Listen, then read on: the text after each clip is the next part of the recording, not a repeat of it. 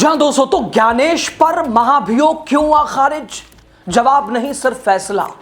दोस्तों कहा जाता है अगर इंसान ऊपर वाले के प्रति सच्ची निष्ठा रखे तो ऊपर वाला उसकी हर हाल में रक्षा करता है। लेकिन सवाल ये, क्या आज के दौर में ऊपर वाला बदल चुका है? क्या वफादारी भगवान से नहीं बल्कि सत्ता से निभानी पड़ती है? और अगर आपने सत्ता के खिलाफ जाने की कोशिश की तो आपका अंजाम भी वही होगा जो हाल ही में कुछ बड़े संवैधानिक पदों पर बैठे लोगों के साथ होता दिख रहा है। देश की राजनीति में इस वक्त एक बड़ा सवाल खड़ा है, क्या संस्थाएं अब निष्पक्ष हैं या फिर सत्ता के इशारों पर चल रही हैं? नमस्कार, आपका बहुत स्वागत। तो राजनीति का खास सेगमेंट आप देख रहे हैं, मैं हूं आपके साथ यासूब रजा। दोस्तों अब वास्तव में इस पृथ्वी पर ऊपर वाले यानी भगवान ने कितने लोगों की रक्षा की इसका आधिकारिक रिकॉर्ड नहीं है। लेकिन दोस्तों एक और ऊपर वाला इस वक्त देश में है, वो है मौजूदा सरकार। अब तक तमाम तरह के दावे होते रहे, इस सरकार के साथ अगर वफादारी पूरी ताकत से निभाइएगा, फिर चाहे नियमों के खिलाफ ही क्यों ना हो, गलत ही क्यों ना हो, सरकार की ओर से आपका भरपूर साथ दिया जाएगा। और अगर ऐसा नहीं किया तो जगदीप धनखड़ जैसी स्थिति बन जाएगी जब उनका पद वर्तमान से पूर्व हो गया। मुख्य चुनाव आयुक्त ज्ञानेश कुमार के साथ भी ऐसा ही कुछ हुआ है।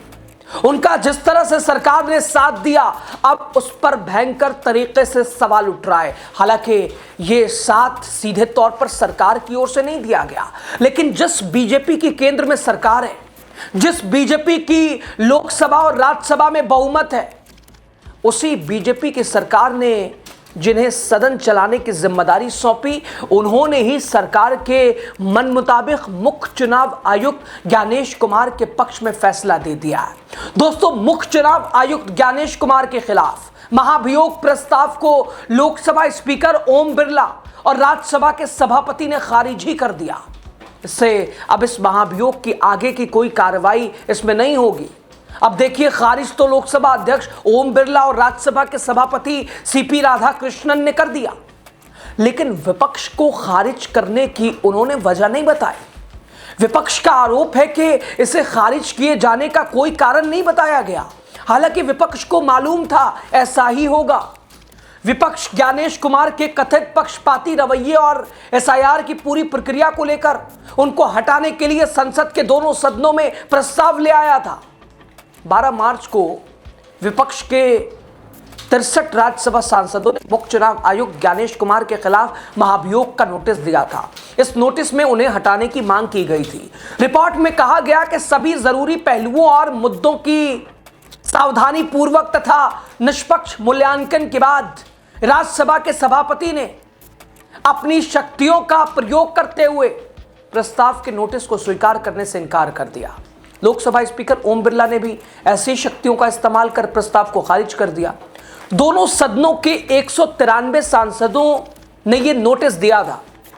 दोस्तों विपक्ष ने महाभियोग नोटिस में ज्ञानेश कुमार पर 7 मुख्य आरोप लगाए थे। ये आरोप थे पद पर रहते हुए पक्षपातपूर्ण और भेदभावपूर्ण आचरण, चुनावी धांधली की जांच में जानबूझकर बाधा डालना, लाखों मतदाताओं को वोटर लिस्ट से बाहर करना, कुछ खास राजनीतिक दलों को फायदा पहुंचाने वाला व्यवहार, बिहार में विशेष गहन पुनरीक्षण के दौरान मतदाताओं को बाहर करने का मामला, सुप्रीम कोर्ट के कई फैसलों का हवाला देकर पक्षपात का आरोप, दुराचार साबित होने का आरोप।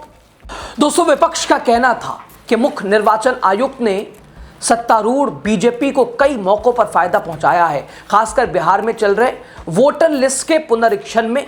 पश्चिम बंगाल में एसआईआर के दौरान भी टीएमसी ने ऐसे ही गंभीर आरोप लगाए। और दोस्तों इसके साथ ही पश्चिम बंगाल में एसआईआर के नाम पर जो कुछ हुआ वो सिर्फ एक प्रशासनिक गड़बड़ी नहीं बल्कि सवालों से भरा पूरा सिस्टम दिखाता है। ये मामला इतना गंभीर है कि इसे यूं ही नजरअंदाज नहीं किया जा सकता है। अब इसे आसान भाषा में समझिए, पहले कभी चुनावी प्रक्रिया में तार्किक विसंगति जैसा कोई शब्द नहीं होता था, लेकिन 2026 से ठीक पहले इस एसआईआर प्रक्रिया में एक नई कैटेगरी जोड़ दी गई है। नियम ये बना के हर मतदाताओं को 2002 की वोटर लिस्ट से अपने या अपने परिवार के किसी सदस्य का संबंध साबित करना होगा। इसके आधार पर लोगों को अलग अलग श्रेणियों में बांटा गया। लेकिन असली खेल यहीं शुरू होता है। तार्किक विसंगति का मतलब होना चाहिए था नाम, उम्र या फिर दस्तावेज में बड़ा अंतर, लेकिन जमीनी हकीकत कुछ और ही निकली। छोटी छोटी चीजें जैसे नाम के स्पेलिंग में फर्क, मोहम्मद बनाम मुहम्मद, है ना, मॉडल बनाम मंडल, लोगों को संकेत बना रही थी।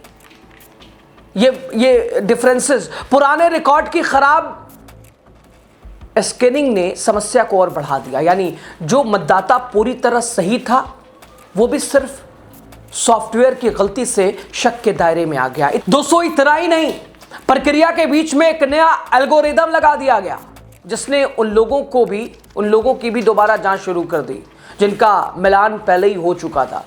ऐसा लगा जैसे नियम हर दिन बदल रहे हो और इसकी जानकारी ना तो जनता को थी और ना ही कई बार अधिकारियों को।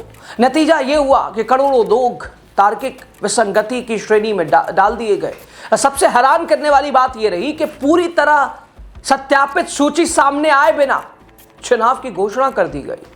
और इसके लिए जिम्मेदार कौन है? मौजूदा मुख्य चुनाव आयुक्त ज्ञानेश कुमार, जिस पर अब विपक्ष को रत्ती भर भी विश्वास नहीं है, भरोसा नहीं है। खैर, महाभियोग नोटिस खारिज होने के बाद विपक्षी नेताओं ने कड़ी प्रतिक्रिया दी है। टीएमसी सांसद सागरिका घोष ने कहा, यह पहला ऐसा महाभियोग नोटिस था जिस पर 193 सांसदों ने हस्ताक्षर किए थे।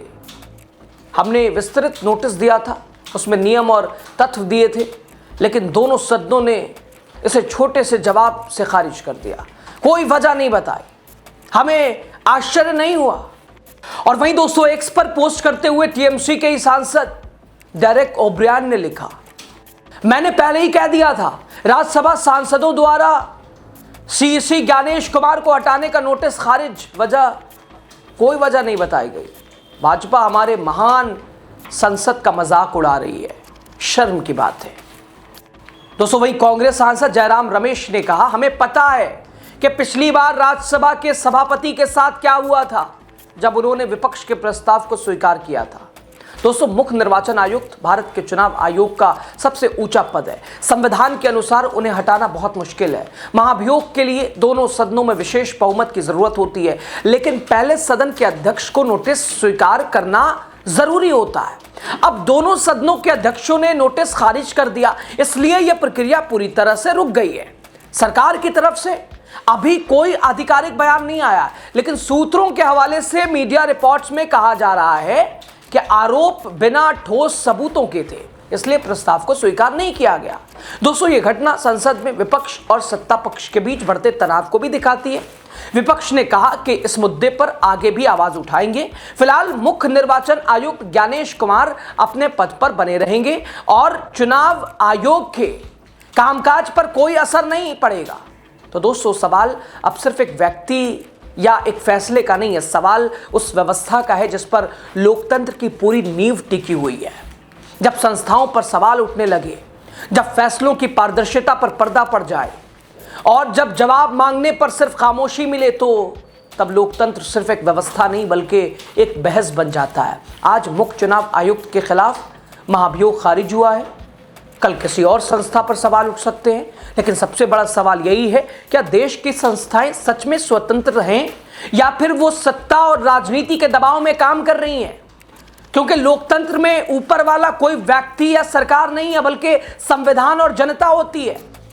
और अगर जनता का भरोसा ही डगमगाने लगे तो फिर सबसे बड़ा संकट वही हो जाता है। अब इस स्थिति पर आप क्या कहेंगे? वैसे दोस्तों विपक्ष ही नहीं बल्कि अब तो देश की जनता को भी ज्ञानेश कुमार के ऊपर विश्वास भरोसा नहीं होता है, उनकी निष्पक्षता के ऊपर, चुनाव आयोग के कार्यशैली के ऊपर। अब इस पर आप क्या कहेंगे? जिसकी लाठी उसकी भैंस ना कहेंगे तो कहेंगे क्या? कमेंट कीजिएगा, आपकी राय ज़्यादा महत्वपूर्ण है, ज़रूर बताइए। बहुत शुक्रिया, लास्ट तक आप बने रहे।